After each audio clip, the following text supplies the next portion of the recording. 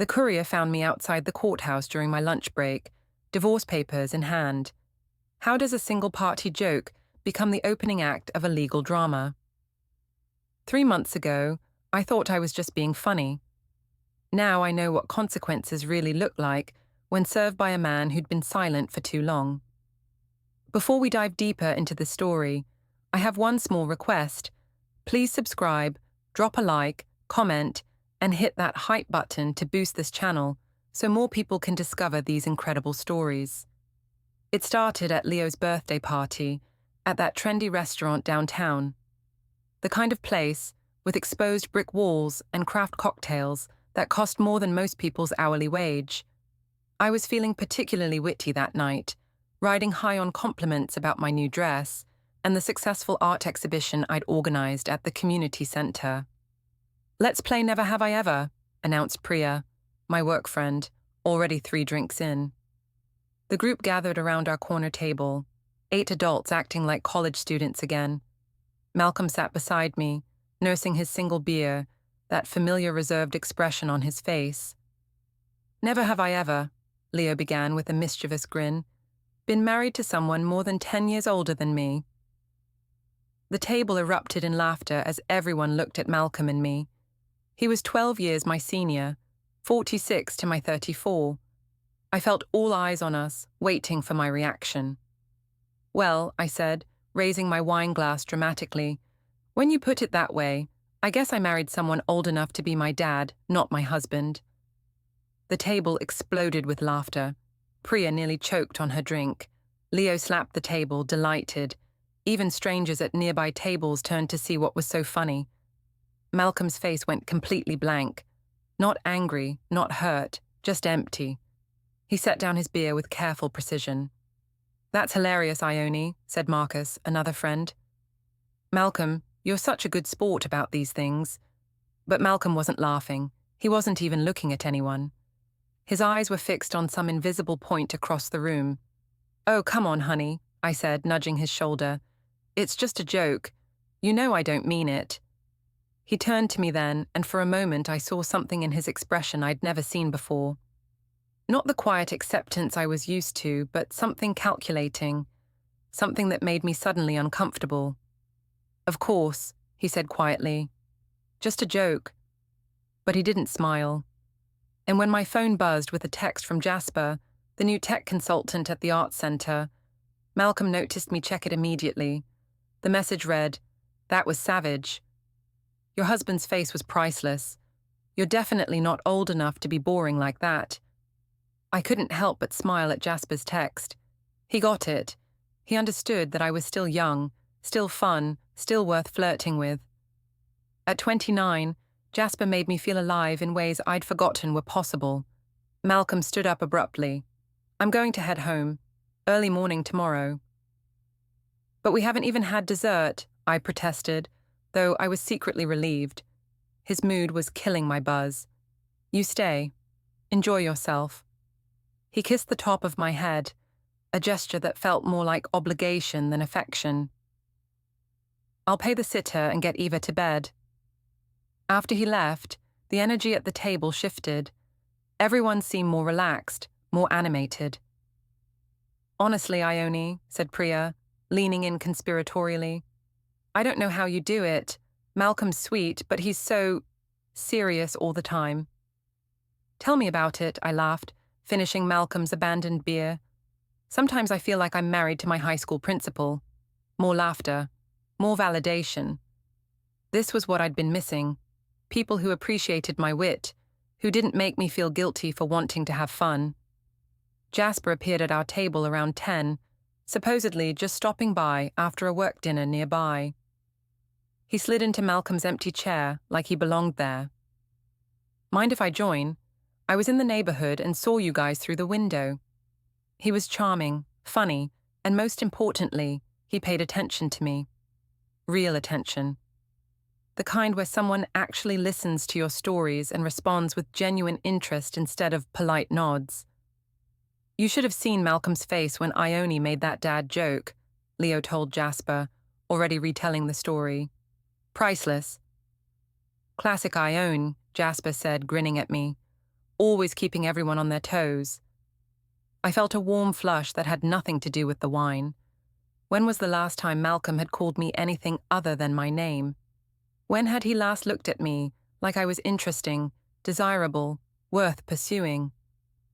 The night stretched on. More drinks, more laughter, more of Jasper's easy charm. By the time I got home at midnight, Malcolm was asleep, or pretending to be. I slipped into bed quietly, but I could tell from his breathing that he was awake. Waiting. "Did you have fun?" he asked into the darkness.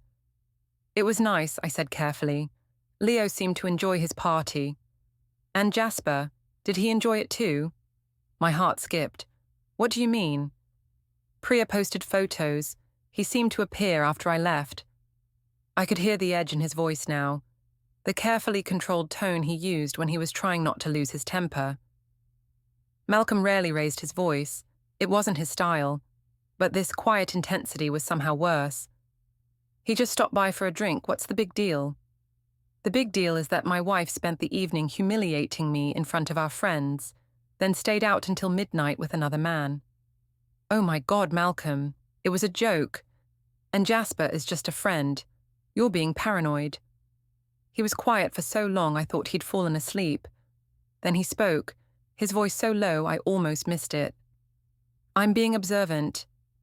I wanted to argue to defend myself, but something in his tone made me hesitate. Malcolm was many things: boring, overly serious, set in his ways.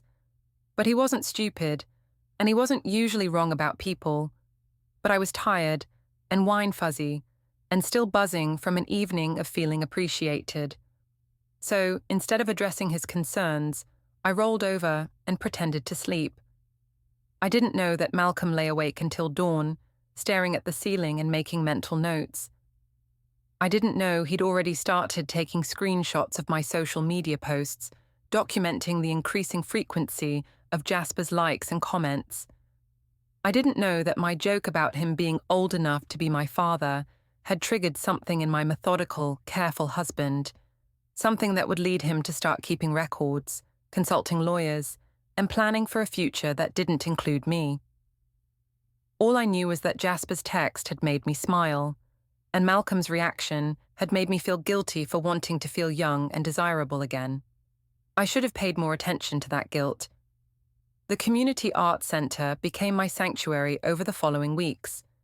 It was a beautiful space, converted warehouse with soaring ceilings, exposed beams, and floor-to-ceiling windows that flooded the galleries with natural light.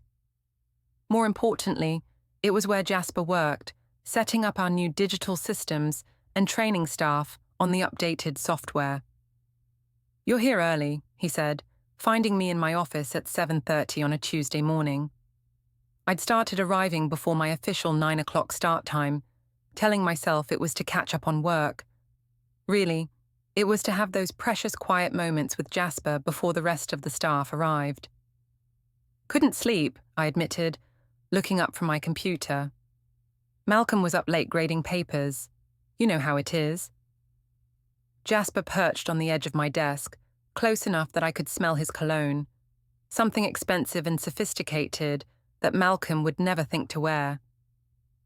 "Actually, I don't know how it is," he said with that easy smile. "I've never been married to a high school math teacher who brings homework to bed." The way he said it made my marriage sound suffocating rather than stable. Malcolm did bring work home, stacks of tests to grade, lesson plans to review.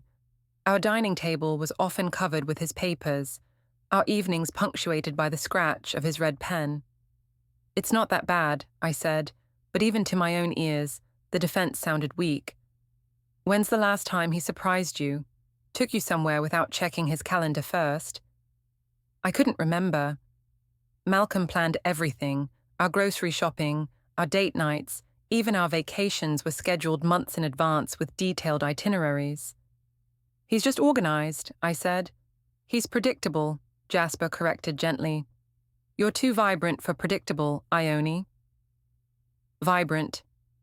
When was the last time Malcolm had called me vibrant? Or anything beyond honey or my name? Our conversations continued like this over the next few weeks. Jasper would find reasons to stop by my office, questions about the system, updates on his progress, casual check-ins that gradually became more personal. He listened when I talked about my frustrations with Malcolm's rigid routines. He laughed at my jokes. He made me feel seen in ways I'd forgotten were possible. "Your husband doesn't know how lucky he is," he said one afternoon, helping me hang paintings for an upcoming exhibition. We were alone in the gallery, working late to meet a deadline. "What do you mean?" I asked, though my heart was already racing. "A woman like you, smart, funny, beautiful. Most men would worship the ground you walk on." The word worship hit me like a physical blow. Malcolm respected me, provided for me, was faithful to me. But worship? When had he last looked at me like I was something precious, something to be cherished rather than simply maintained? "Malcolm's not really the worshipping type," I said, trying to keep my tone light. "Then he's an idiot." Jasper was standing close now, close enough that I could see the gold flecks in his brown eyes. Close enough that when he reached up to tuck a strand of hair behind my ear, it felt like the most natural thing in the world. "Ione," he said softly. I should have stepped back, should have reminded him that I was married, that this was inappropriate, that we worked together. Instead, I let him kiss me. It was soft, tentative, nothing like the passionate embrace you see in movies, but it was the first time in years that someone had kissed me like they wanted me, rather than like it was expected. We broke apart quickly, both breathing hard. "I should go," I whispered. "Should you?" he asked, but he stepped back, giving me space. I grabbed my purse and practically ran to my car, my hands shaking as I started the engine. What had I done? What was I doing? But even as guilt gnawed at me, I couldn't stop thinking about how Jasper had looked at me. Like I was worth pursuing. Like I was worth the risk. At home, Malcolm was in the kitchen, methodically preparing dinner while Eva did homework at the counter. Our 8-year-old daughter looked up when I walked in, her face brightening. "Mommy, Daddy's making spaghetti." "That's wonderful, sweetheart," I said, kissing the top of her head. She smelled like strawberry shampoo and childhood innocence, a sharp contrast to the guilt churning in my stomach. Malcolm glanced up from the stove. "You're late." "Work ran over. We're installing a new exhibition." "The contemporary pieces you mentioned." He remembered. Of course he remembered. Malcolm always listened, always retained information, always asked appropriate follow-up questions. So why did his attention feel like obligation rather than interest? "Yes, it's going to be beautiful." "I'm sure it will be. You have excellent taste." A compliment, a genuine one. So why did it feel hollow compared to Jasper's praise? During dinner, Eva chatted about her day at school, while Malcolm and I made polite conversation about work, weekend plans, Eva's upcoming school play.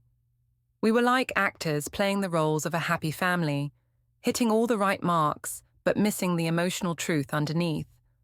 After Eva went to bed, Malcolm settled into his home office to grade papers while I loaded the dishwasher. This was our routine, efficient, predictable, peaceful. So why did it suddenly feel like a prison? My phone buzzed with a text from Jasper. "Can't stop thinking about this afternoon. You're incredible." I stared at the message, my heart pounding. I should delete it, should tell him it was a mistake, that it couldn't happen again. Instead, I typed back, "Me too."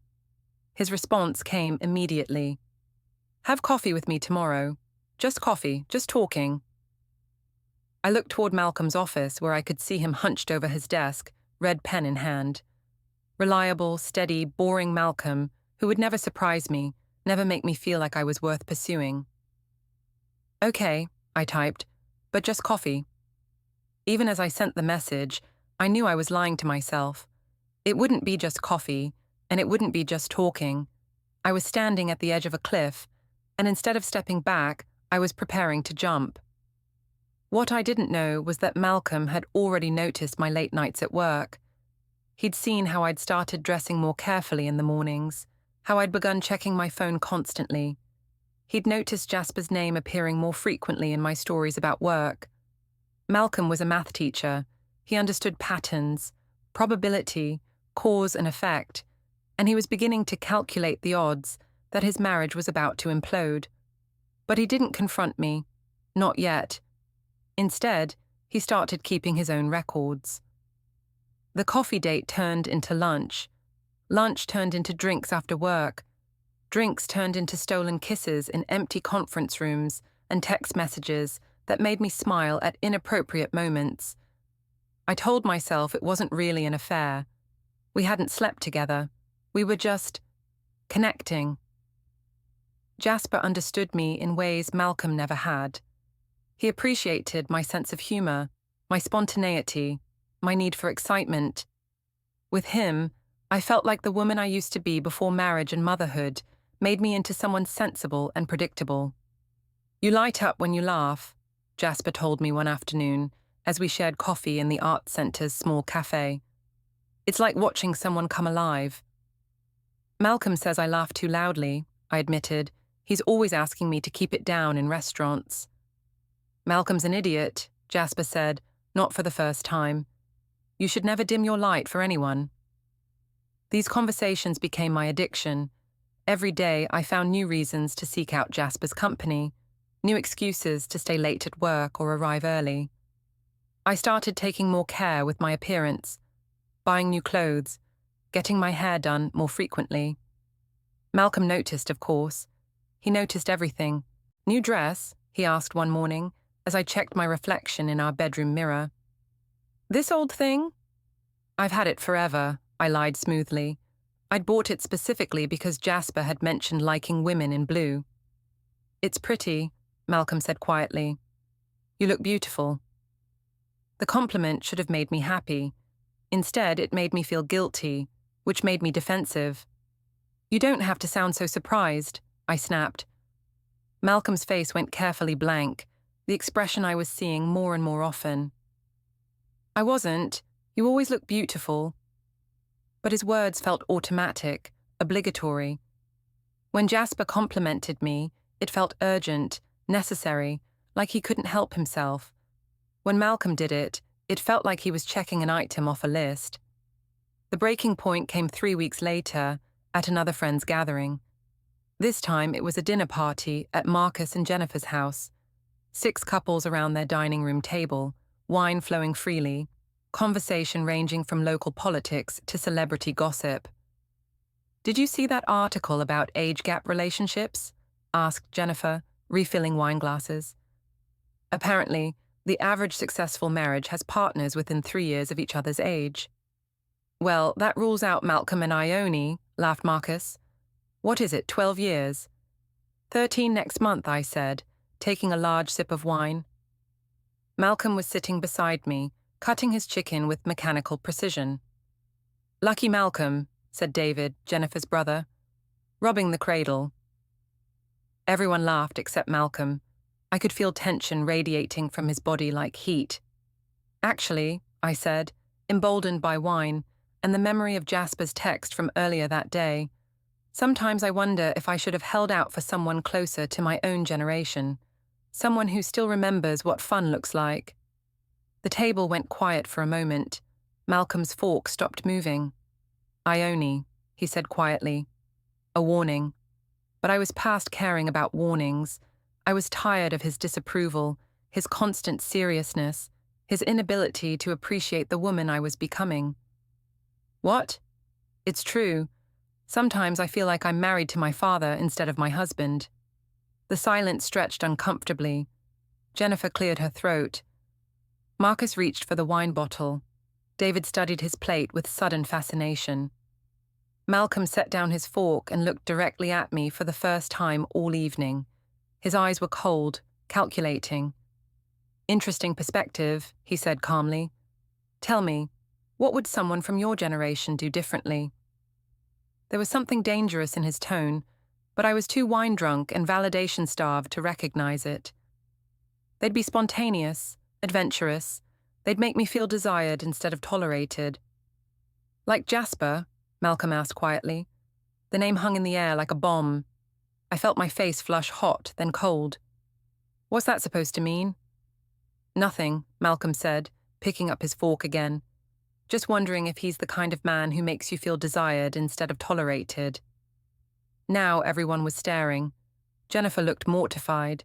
Marcus was clearly trying to think of a way to change the subject. David was watching like this was better than cable television. You're being ridiculous, I said, but my voice shook slightly. Am I? You spend more time texting him than talking to me. You work late 3 nights a week now, always on projects he's involved with. You bought new clothes, changed your hair, started wearing perfume to work. Malcolm's voice remained perfectly calm, perfectly controlled. Either you're having an affair, or you want everyone to think you are. I'm not sure which is worse. The accusation hung between us like a physical thing. I could hear Jennifer's grandfather clock ticking in the corner, the distant sound of traffic outside, my own heart pounding in my ears. How dare you, I whispered. How dare I what? Notice that my wife is behaving like a woman having an affair. How dare I point out that you just told a table full of our friends that you'd rather be married to someone else? He was right, and I hated him for it. I hated that he'd trapped me with logic and observation. I hated that he'd made me look like the villain in front of our friends. You're paranoid and controlling, I said, standing up abruptly. And this is exactly why I need friends who actually understand me. I grabbed my purse and walked out, leaving Malcolm to face the awkward silence alone. In my car, I called Jasper immediately. Can you meet me? I asked when he answered. I need to talk to someone who doesn't think I'm a terrible person. Of course, where are you? Driving around. Malcolm just humiliated me in front of all our friends. Come to my place, Jasper said without hesitation. I'll open a bottle of wine and you can tell me everything. Jasper's apartment was everything Malcolm's wasn't. Modern, stylish, designed for a man who cared about aesthetics. He poured wine while I ranted about Malcolm's accusations, his controlling behavior, his inability to trust me. He's threatened by you, Jasper said, sitting beside me on his sleek grey couch. He knows he's losing you. I'm not having an affair, I said automatically. Jasper looked at me for a long moment. Aren't you? The question hung between us. We both knew the answer, even if I wasn't ready to admit it out loud. Not technically, I whispered. But you want to be. It wasn't really a question, and when he kissed me this time, I didn't pull away. I didn't go home until after midnight. Malcolm was awake, sitting in our living room in the dark. Eva's asleep, he said without looking at me. She asked why you left dinner early. I told her you weren't feeling well. Guilt crashed over me like a wave. Our daughter. In all my self-righteous anger, I'd forgotten about Eva. Malcolm, Don't, he said quietly. Don't explain. Don't justify. Don't lie. He stood up and walked toward our bedroom, pausing at the doorway. I've slept in the guest room before when I was sick. I'll continue sleeping there until we figure out what comes next. What's that supposed to mean? He turned to look at me one last time, and I saw something in his expression that made my stomach drop. It means I'm done pretending this marriage is working, and I'm done being humiliated by my wife in public while she carries on with another man. That night, I lay alone in our king-sized bed, staring at the ceiling and trying to figure out how everything had gone so wrong so quickly. Malcolm was overreacting. I wasn't really having an affair. Jasper and I had just kissed a few times. It didn't mean anything. But even as I told myself these lies, I knew the truth. I was having an emotional affair that was rapidly becoming physical. And Malcolm, quiet, methodical, observant Malcolm, had noticed everything. What I didn't know was that he'd started documenting everything too. Word travels fast in our social circle. By Monday morning, everyone knew about the dinner party confrontation. My phone buzzed with messages from friends, some supportive, others concerned, a few clearly fishing for gossip. Priya cornered me in the Arts Centre break room before I'd even finished my first cup of coffee. Girl, what happened Saturday night? Jennifer called me yesterday and said Malcolm totally lost it. I gave her my version of events, Malcolm being paranoid and controlling, embarrassing me in front of our friends, making wild accusations about Jasper. Priya listened with appropriate outrage, making sympathetic noises at all the right moments. Men get so insecure when they hit middle age, she said, shaking her head. My ex was the same way, started seeing threats everywhere. Exactly. Malcolm's just projecting his own insecurities onto me. But even as I said it, I felt a nagging discomfort. Malcolm wasn't insecure by nature. He was confident in his abilities, comfortable with who he was. His accusations weren't coming from insecurity, they were coming from observation. Are you okay, though? Priya asked, studying my face. You look tired. I was tired. I'd barely slept since Saturday night, replaying the confrontation over and over. But more than that, I was exhausted from maintaining the fiction that nothing was happening between Jasper and me. Just stressed, marriage stuff, you know. Have you talked to Jasper about it? He seemed really concerned when I mentioned it. My heart skipped. You talked to Jasper? He asked how you were doing. Sweet guy, very protective of you. The idea that Jasper was asking about me, worrying about me, made me feel warm and wanted. When was the last time Malcolm had asked someone else how I was doing? He's a good friend, I said carefully. Priya said with a knowing smile. A very good friend, I'm sure. The implication hung between us. I should have corrected her, should have made it clear that Jasper and I were strictly professional. Instead, I just smiled and changed the subject. But Priya's comment bothered me more than I wanted to admit. If she could see something between Jasper and me, how many other people had noticed? How long before the gossip reached Eva's school, Malcolm's workplace, our families? The answer came sooner than I expected. That afternoon, my mother called while I was organizing files in my office. Ione, dear, I just got off the phone with Gerald, Malcolm's father. My stomach dropped. What did he want? He's concerned about you and Malcolm. Apparently there was some kind of scene at a dinner party. I closed my eyes. Of course Malcolm had talked to his father. Gerald Weatherby was a retired lawyer, the kind of man Malcolm turned to for advice during difficult situations. There wasn't a scene, Mom. Malcolm just got paranoid and made some accusations. What kind of accusations?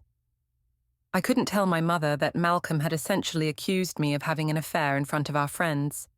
She'd asked too many questions, want too many details. Just marriage stuff. You know how men get when they feel threatened. Threatened by what? By the fact that I have male friends, by the fact that I'm not content to just sit at home every night grading papers with him. There was a long pause. My mother, for all her faults, was not stupid. Ione, please tell me you're not doing anything foolish. What's that supposed to mean? It means I've been married for 40 years, and I know the signs. You've been different lately, happier, more energetic, but also more secretive. You're dressing differently, talking differently. Either you're going through some kind of midlife crisis, or you're involved with someone. The accuracy of her observation hit me like a slap. If my mother could see it, if Priya could see it, if Malcolm could see it, then it was obvious to everyone. I'm not involved with anyone, I said, but the lie felt weak even to me. Good, because whatever problems you and Malcolm are having, an affair won't fix them. It will only make everything worse. After she hung up, I sat in my office feeling exposed and vulnerable. Everyone was watching me, analyzing my behavior, drawing conclusions. The private world I'd built with Jasper suddenly felt very public. As if summoned by my thoughts, Jasper appeared in my doorway. Busy? He asked, that familiar smile lighting up his face. Always. What's up? He closed the door behind him and sat in the chair across from my desk. I heard about Saturday night. Are you okay? Just like that, the warmth was back. Someone cared about my well-being, wanted to make sure I was all right. I'm fine. Malcolm just overreacted. He embarrassed you in front of your friends. That's not overreacting. That's emotional abuse. The phrase hit me like a revelation. emotional abuse. Was that what Malcolm was doing? Controlling my friendships, monitoring my behavior, making me feel guilty for wanting companionship. I never thought of it that way, I admitted. Men like Malcolm use shame and guilt to control their wives. They make you feel crazy for having normal human needs. It made perfect sense. Malcolm's quiet disapproval, his constant questions about my schedule, his accusations about Jasper. It was all designed to make me doubt myself, to keep me isolated and dependent on him. You're right, I said, feeling a surge of righteous anger. He is trying to control me. Jasper reached across the desk and took my hand. You deserve better, Ione.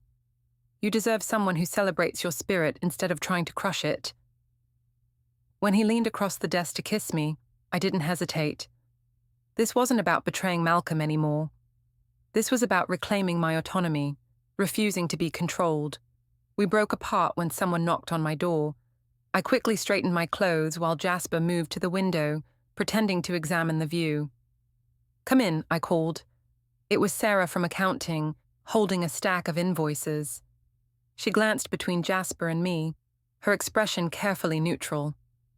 Sorry to interrupt, these need your signature when you have a moment. Of course, just leave them on my desk. After she left, Jasper and I looked at each other. The moment felt charged, dangerous. We should be more careful, I said. Should we? Or should we stop pretending this is something to be ashamed of? That evening, I came home to find Malcolm in the kitchen, making dinner while Eva set the table. The domestic scene should have felt comforting. Instead, it felt like a prison. How was work? Malcolm asked without looking up from the stove. Fine, busy. Any interesting projects with Jasper? The question was casual, but I could hear the edge underneath. He was testing me, trying to catch me in a lie. We're all working on the new digital catalog system. It's pretty boring technical stuff. Malcolm nodded, still not looking at me. I'm sure it is. During dinner, Eva chatted about her upcoming school play, while Malcolm and I made polite conversation. But I could feel the tension underneath, the careful way we avoided looking directly at each other. After Eva went to bed, Malcolm retreated to his study while I loaded the dishwasher. Our evening routine felt mechanical, empty of real connection. My phone buzzed with a text from Jasper. Can't stop thinking about this afternoon. When can I see you again? I glanced toward Malcolm's study where I could see him hunched over his computer, probably grading papers or updating lesson plans. Reliable, predictable, boring Malcolm. Tomorrow, I typed back. Same time. I was so focused on my phone that I didn't notice Malcolm had left his study. When I looked up, he was standing in the kitchen doorway, watching me. Important message? He asked. Just work stuff, I said, quickly putting my phone away. He nodded slowly, that calculating expression back on his face. Ione, we need to talk. About what? About where this marriage is heading. About what you want. About what I'm willing to tolerate. The words hung between us like a challenge. I could tell him the truth, that I was falling for someone else, that our marriage felt stale and suffocating, that I needed more than he was able to give me. Or I could lie, deflect, buy myself more time to figure out what I really wanted. I don't know what you mean, I said. Malcolm studied my face for a long moment. Then he nodded, as if I'd confirmed something he already suspected. Okay, he said quietly. But Ione, I won't be made a fool of indefinitely. Whatever you're doing, whatever you think you're getting away with, it won't last forever. He walked back to his study, leaving me standing alone in our kitchen, my heart pounding and my hands shaking. For the first time, I wondered if I was in over my head. The next few weeks developed a strange rhythm. Malcolm and I moved around each other like polite strangers, maintaining the appearance of normalcy for Eva's sake, while conducting our real lives in separate spheres. He threw himself into his work with renewed intensity, staying late at school for department meetings and weekend tutoring sessions. I spent more time at the art centre, often not coming home until after Eva's bedtime. On the surface, It looked like we were giving each other space to work through our problems. In reality, we were both preparing for war. Malcolm had become eerily calm, almost serene. Gone were the tense conversations and pointed questions about my schedule. Instead, he seemed genuinely interested in my work, asking thoughtful questions about upcoming exhibitions and community outreach programs. "The digital archive project sounds fascinating," he said one morning over breakfast. "Jasper must be putting in long hours to get it implemented so quickly." I looked up from my coffee, suspicious. "He's very dedicated." "I'm sure he is. It's impressive how much he's accomplished in such a short time." There was no sarcasm in his voice, no hidden meaning I could detect. It was almost more unsettling than his previous accusations. "You seem different lately," I said carefully. "More relaxed." Malcolm smiled, and for a moment he looked like the man I'd married 12 years ago. "I've been doing some thinking about us, about what I want from this marriage, about what's realistic to expect." "And what have you concluded?" "That I can't control what you do or how you feel. I can only control how I respond to it." The conversation felt significant, but I couldn't figure out why. Malcolm wasn't the type to have sudden philosophical breakthroughs. He was methodical, deliberate, the kind of man who thought through every angle before making a decision.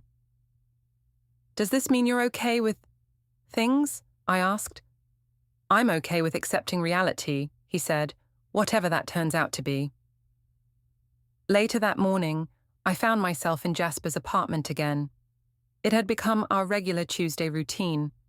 I'd leave work early, claiming a dentist appointment or personal errand, and spend 2 hours in his modern, minimalist space, talking about everything except the fact that I was married.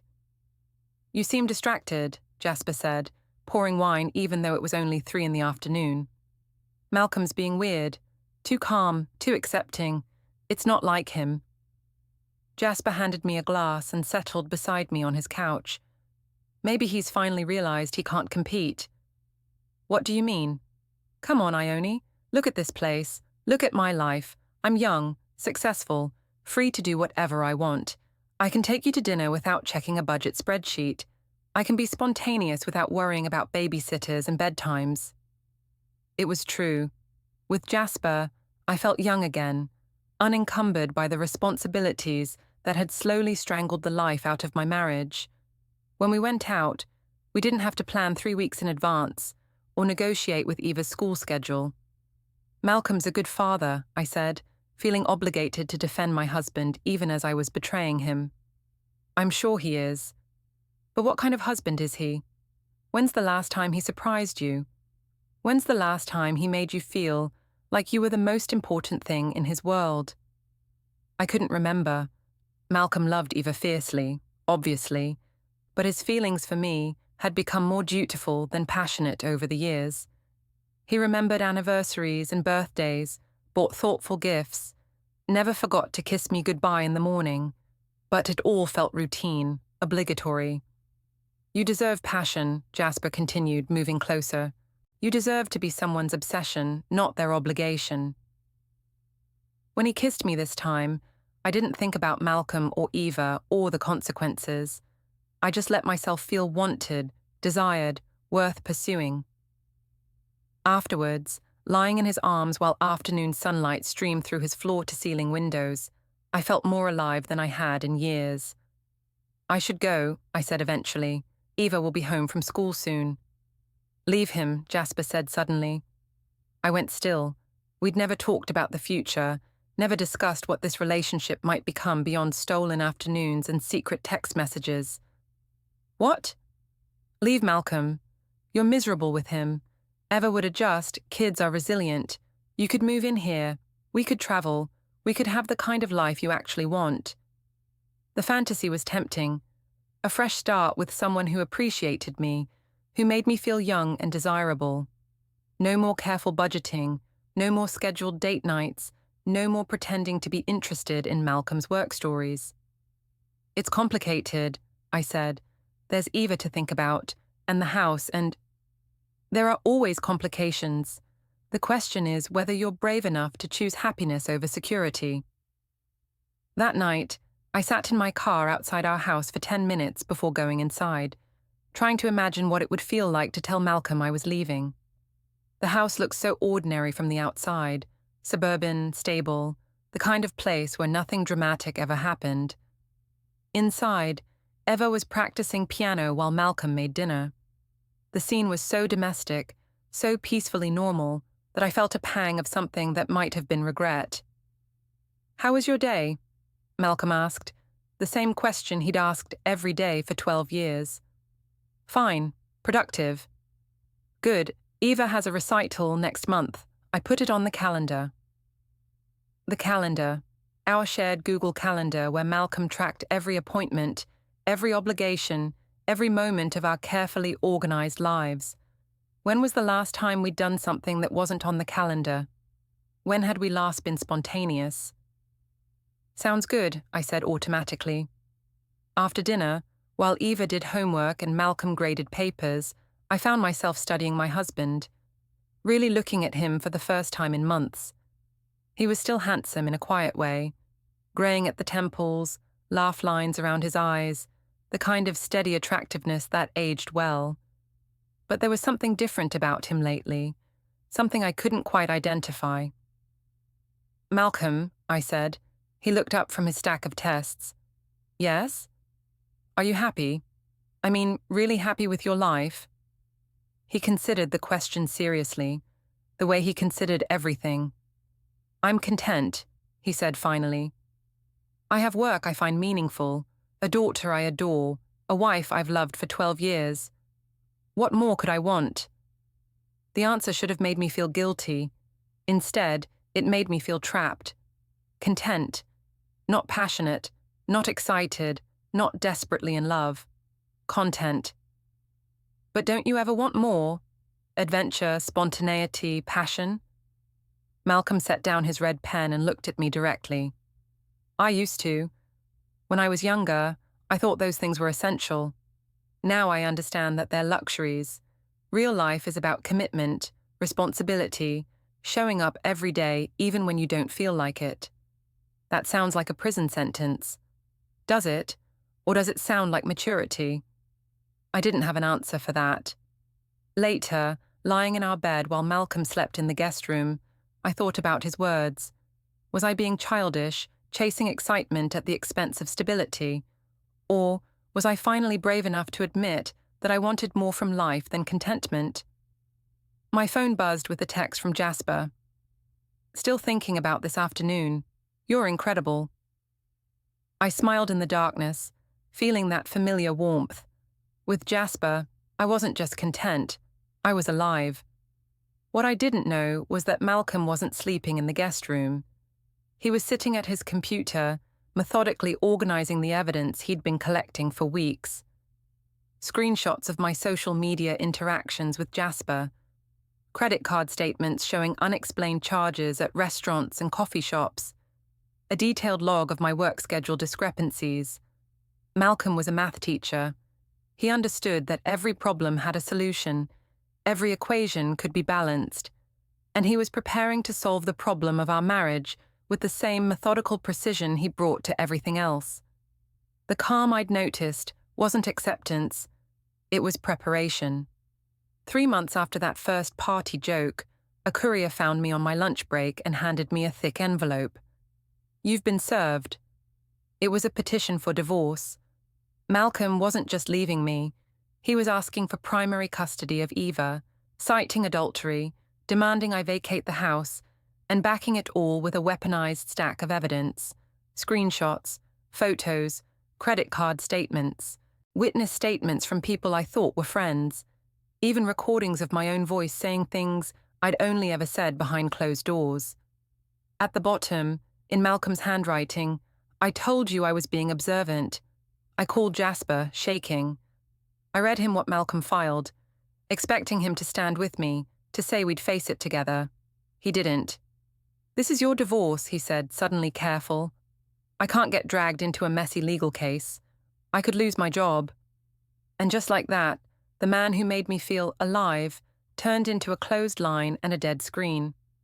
My mother's voice didn't soften it. "Get a lawyer," she said, "and accept that you brought this on yourself." That night, I went home and tried to act normal for Eva. Malcolm waited until she went upstairs, then looked at me like a stranger. "You got the papers," he said. I accused him of spying. He corrected me without emotion. "I documented your affair. There's a difference." Then he played an audio clip, me begging Jasper not to abandon me, Jasper refusing. Malcolm had heard everything. He'd prepared for everything. Eva, he said, needed stability. Temporary orders were already in motion. Locks changed. A restraining order filed. "Where am I supposed to go?" I asked. "That's not my problem anymore," he said. 6 months later, the divorce was final. Malcolm had the house in primary custody. Jasper transferred away without goodbye. I moved into a studio apartment and saw Eva under supervision. Polite, distant, like she was already learning a new version of life. The hardest part wasn't losing him. It was realizing I'd earned it.